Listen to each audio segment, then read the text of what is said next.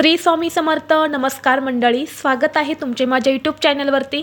आजचा दिवस तुम्हाला खूप छान सुखाचा आनंदाचा जाऊ हीच मी स्वामींच्या चरणी प्रार्थना करते आणि आज या नवीन व्हिडिओला सुरुवात करते.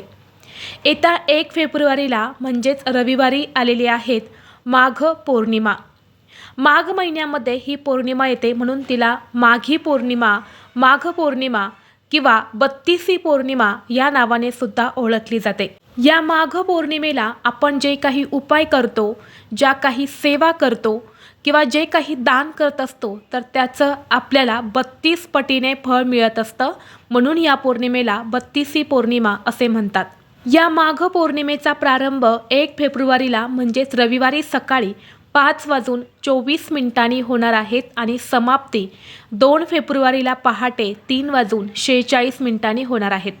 आणि म्हणून उदय तिथीनुसार माघ पौर्णिमा 1 फेब्रुवारीला उद्या रविवारी साजरी केली जाणार आहे. प्रत्येक महिन्यामध्ये पौर्णिमा तिथी येते आणि प्रत्येक पौर्णिमेचं महत्त्व हे सुद्धा वेगवेगळं असतं. माघ पौर्णिमा ही आपल्या हिंदू धर्मामध्ये अत्यंत पवित्र आणि शुभ तिथी मानली जाते. या दिवशी गंगा स्नान, दान आणि भगवान विष्णूंची पूजा केल्याने मोक्ष मिळतो. तसेच सर्व इच्छा मनोकामना या देखील पूर्ण होतात. या माघ पौर्णिमेच्या दिवशी काही प्रभावी उपाय आणि सेवा केल्याने 32 पटीने फळ मिळणार तर आहे, पण यासोबतच उत्पन्नही पूर्वीपेक्षा दुप्पट होणार आहे. ज्योतिषशास्त्रानुसार या माघ पौर्णिमेच्या दिवशी स्नानाला अनन्यसाधारण महत्त्व दिले जाते. या पौर्णिमेच्या दिवशी साक्षात भगवान श्रीहरी विष्णू पवित्र गंगेमध्ये, तीर्थक्षेत्री, नद्यांमध्ये वास्तव्य करत असतात आणि म्हणून या दिवशी स्नानाला विशेष महत्त्व दिले जाते. या दिवशी पवित्र गंगेवरती स्नान केल्याने भगवान विष्णू आणि माता लक्ष्मीचे आशीर्वाद हे प्राप्त होतात आणि यामुळे आपल्याला कधीही धनधान्याची कमतरता ही राहत नाही. तसेच सर्व मनोकामना या देखील पूर्ण होतात. तसेच हे स्नान केल्याने 7 जन्माची पापे धुवून जातात असे देखील मानले जाते. सोबतच या स्नानाने रोगप्रतिकार शक्ती देखील वाढते आणि सुख समृद्धी मिळत असते. आणि म्हणून या दिवशी अनेक जण पवित्र तीर्थक्षेत्री जाऊन स्नान करत असतात. परंतु या दिवशी सर्वांनाच पवित्र तीर्थक्षेत्री जाऊन स्नान करणे शक्य होत नाही आणि म्हणून आपल्याला घरच्या घरीच अंघोळीच्या पाण्यामध्ये ही एक वस्तू टाकायची आहेत. ही वस्तू अंघोळीच्या पाण्यात टाकल्याने जीवनातील सर्व शत्रू नष्ट होतील. 7 पिढ्यांचा पितृदोष नष्ट होऊन कुटुंबावर कधीच वाईट संकट, विघ्न हे येणार नाही. तसेच तुमच्या मनातील सर्व इच्छा मनोकामना या भगवान विष्णूंच्या कृपेने पूर्ण होतील. तर अशी कोणती वस्तू आहेत जी तुम्हाला अंघोळीच्या पाण्यामध्ये टाकायची आहेत, कोणत्या वेळेत हे स्नान करायचं आहे याबद्दलची संपूर्ण माहिती या व्हिडिओमध्ये मी तुमच्यासोबत शेअर करणार आहेत. त्यामुळे तुम्ही हा व्हिडिओ स्किप न करता शेवटपर्यंत नक्की पहा. चॅनलवरती नवीन असाल तर सबस्क्राईब करा आणि असेच माहितीपूर्व नवनवीन व्हिडिओ पाहण्यासाठी बेल आयकॉनलाही प्रेस करा. म्हणजे जेव्हा कधी मी नवीन व्हिडिओ अपलोड करेल त्याचं नोटिफिकेशन सर्वात अगोदर तुम्हाला भेटेल आणि तुम्ही एक पण व्हिडिओ मिस करणार नाही. तसेच हाईप बटनला देखील क्लिक करा. तर आज या व्हिडिओमध्ये मी तुम्हाला जो उपाय सांगणार आहे किंवा हे जे स्नान आहे तर हे आपल्याला रविवारी सकाळी करायचे आहेत.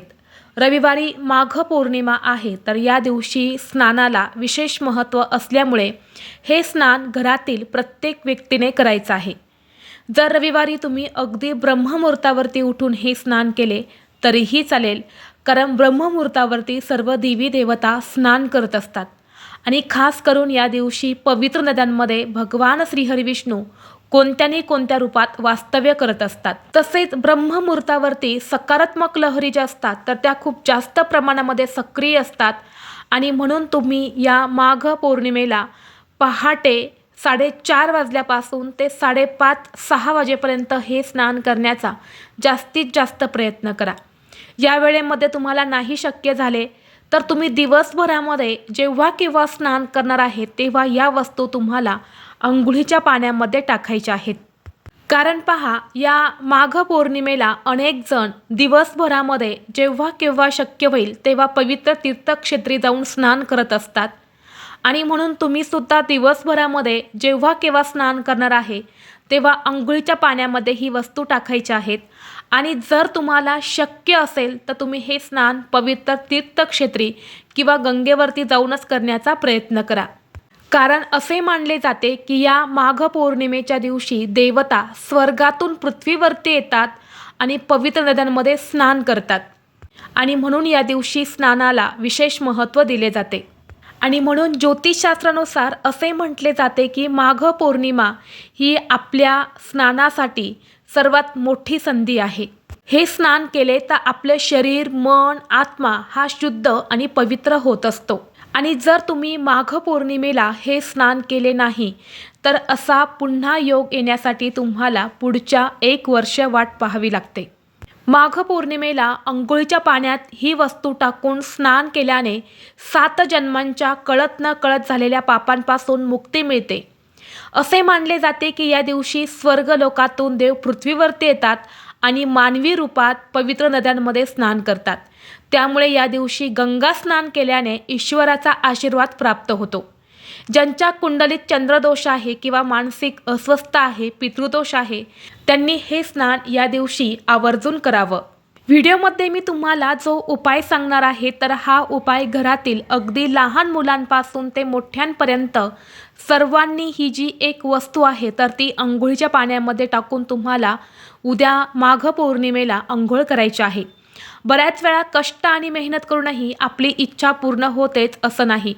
आणि म्हणून आपल्या कष्टाला, मेहनतीला यश मिळावं, आपल्या सर्व इच्छा मनोकामना पूर्ण व्हाव्यात यासाठी आपल्याला हा उपाय करायचा आहे. तसेच आपल्या जीवनामध्ये भरपूर यश, संपत्ती, पैसा मिळावा अशी आपली प्रत्येकाची इच्छा असते.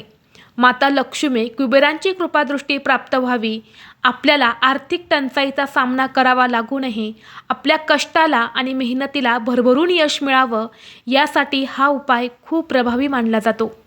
बऱ्याच वेळा कष्ट आणि मेहनत करूनही आपल्याकडे पैसा येत नाही किंवा पैसा आला तरी तो आपल्याकडे टिकत नाही. काही ना काही कारणाने तो आपल्याकडून पुन्हा निघून जातो. आपल्या कष्टाला आणि मेहनतीला यश मिळत नाही. आणि म्हणून हा उपाय जर तुम्ही माघ पौर्णिमेला केला तर तुमच्या कष्टाला आणि मेहनतीला नक्कीच यश मिळेल. तसेच तुमच्या जीवनामध्ये एखादा शत्रू असेल, शत्रू हा गुपित असेल किंवा शत्रूचं नाव तुम्हाला माहीत आहे, शत्रू हा समोरून तुमच्यावरती वार करत आहे, तुमच्याशी भांडण करत आहे, तुम्हाला त्रास देत आहे किंवा गुप्त शत्रू आहे, तुम्हाला माहीत नाही परंतु तुमच्यावर तो गुप्त वार करत आहे आणि या शत्रूंमुळे तुमच्या आयुष्यात काही अडचणी, समस्या येत असतील, शत्रूमुळे तुमची प्रगती थांबत असेल तर हा शत्रू त्रास, शत्रुदोष नष्ट होण्यासाठी देखील हा उपाय खूप प्रभावी मानला जातो. जेव्हा आपण ही वस्तू अंघोळीच्या पाण्यात टाकतो तेव्हा आपले शरीर, मन, आत्मा शुद्ध आणि पवित्र होत असतो. भगवान विष्णू आणि माता लक्ष्मीचा आशीर्वाद हा आपल्याला प्राप्त होत असतो. या स्नानाने आपल्यामध्ये जी काही नकारात्मक ऊर्जा असते तर ती सुद्धा नष्ट होते. आणि असे म्हटले जाते की हे स्नान केल्याने या स्नानाचा प्रभाव वर्षभर आपल्यावरती राहत असतो. आणि म्हणून हा उपाय करण्यासाठी तुम्हाला उद्या माघ पौर्णिमेला सकाळी लवकर उठायचं आहे. उठल्यानंतर तुम्हाला सर्वप्रथम अंघोळीचं पाणी काढायचं आहे. आणि या अंघोळीच्या पाण्यामध्ये सगळ्यात महत्त्वाची आणि पहिली वस्तू तुम्हाला टाकायची आहे ते म्हणजे गंगाजल.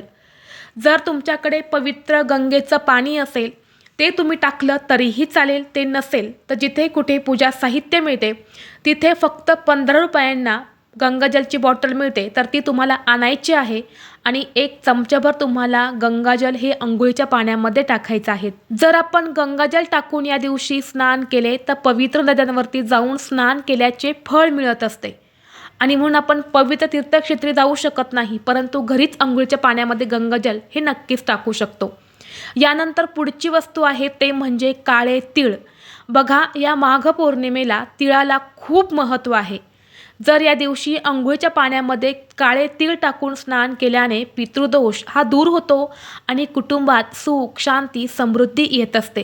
म्हणून चिमूटभर काळे तीळसुद्धा टाकायचे आहेत.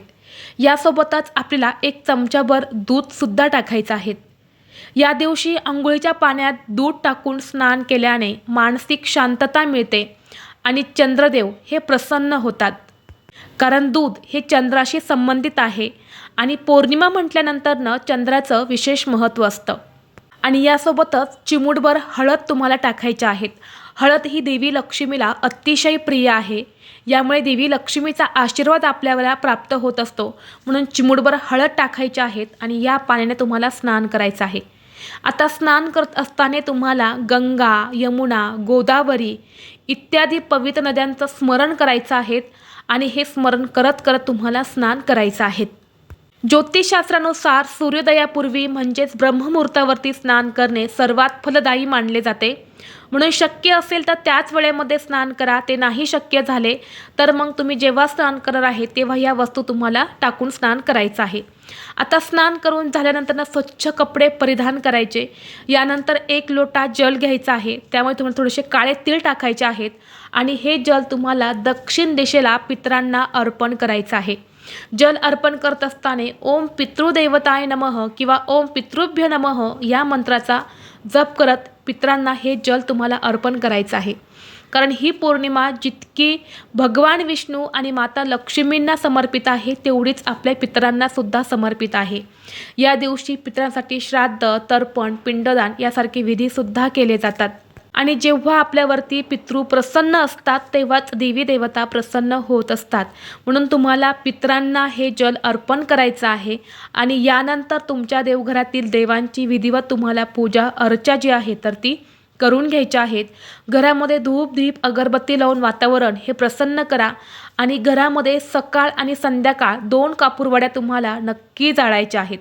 कापूर जो असतो तर तो नकारात्मकता आकर्षित करत असतो आणि यामुळे घरात सकारात्मक ऊर्जा ही निर्माण होत असते. म्हणून सकाळी आणि संध्याकाळी कापूर हा तुम्हाला नक्की जाळायचा आहे. त्याचबरोबर या दिवशी चंद्र हा 16 कलांनी परिपूर्ण असतो. तो त्याच्या प्रकाशातून अमृताचा वर्षाव करत असतो. यासोबतच या दिवशी सर्व देवी देवता पृथ्वीवरती भ्रमण करत असतात. ज्या घरामध्ये देवांची उपासना केली जाते, पितरांची सेवा केली जाते तिथे ते सुख, शांती, समृद्धी प्रदान करत असतात. आणि म्हणून तुम्हाला रात्री चंद्र निघाल्यानंतर चंद्राला सुद्धा अर्घ्य द्यायचं आहे. 1 लोटा जल घ्या. त्यामुळे थोडंसं गंगाजल टाकायचं आहे, हळद टाकायचे आहेत, कुंकू टाकायचं आहे, यासोबत थोडं दूध टाकायचं आहे आणि हे जल तुम्हाला चंद्राला अर्पण करायचं आहे. 15 मिनटं का होईना तुम्हाला चंद्राकडे एकटक पाहायचं आहे. यामुळे काय होतं की आपल्या कुंडलीतला जो काही चंद्रदोष आहे तर तो सुद्धा दूर होतो. तसेच घरामध्ये लहान मुलं असतील, शिक्षण घेणारी मुलं असेल तर त्यांनी सुद्धा चंद्रप्रकाशामध्ये कमीत कमी 15 ते 20 मिनटं उभे नक्की राहावे. चंद्रदेवाचे दर्शन करावे. यामुळे मुलांची उत्तम प्रगती होत असते. यासोबतच या दिवशी घरातील स्त्रीने नक्की व्रत करावं. या दिवशी स्त्रियांनी व्रत केलं तर तिच्या मुलाबाळांची प्रगती होते आणि अखंड सौभाग्य प्राप्ती होते. मुलांच्या आरोग्यासंबंधित काही समस्या असतील तर त्यासुद्धा या व्रताने दूर होत असतात.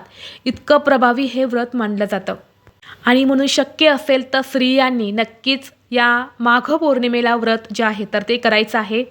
दिवसभर व्रत करायचं आहे. संध्याकाळी चंद्राची पूजा करून हे व्रत तुम्ही सोडू शकता. तर ही अत्यंत महत्त्वाची माहिती मला तुमच्यापर्यंत शेअर करायची होती. व्हिडिओ तुम्हाला आवडला तर लाईक करा. चॅनलवरती नवीन असाल तर सबस्क्राईब करा आणि हा व्हिडिओ आपल्या मित्रपरिवारासोबत जास्तीत जास्त शेअर करा. चला तर मग भेटू असंच पुढल्या एका नवीन व्हिडिओमध्ये. तोपर्यंत सर्वांना श्री स्वामी समर्थ.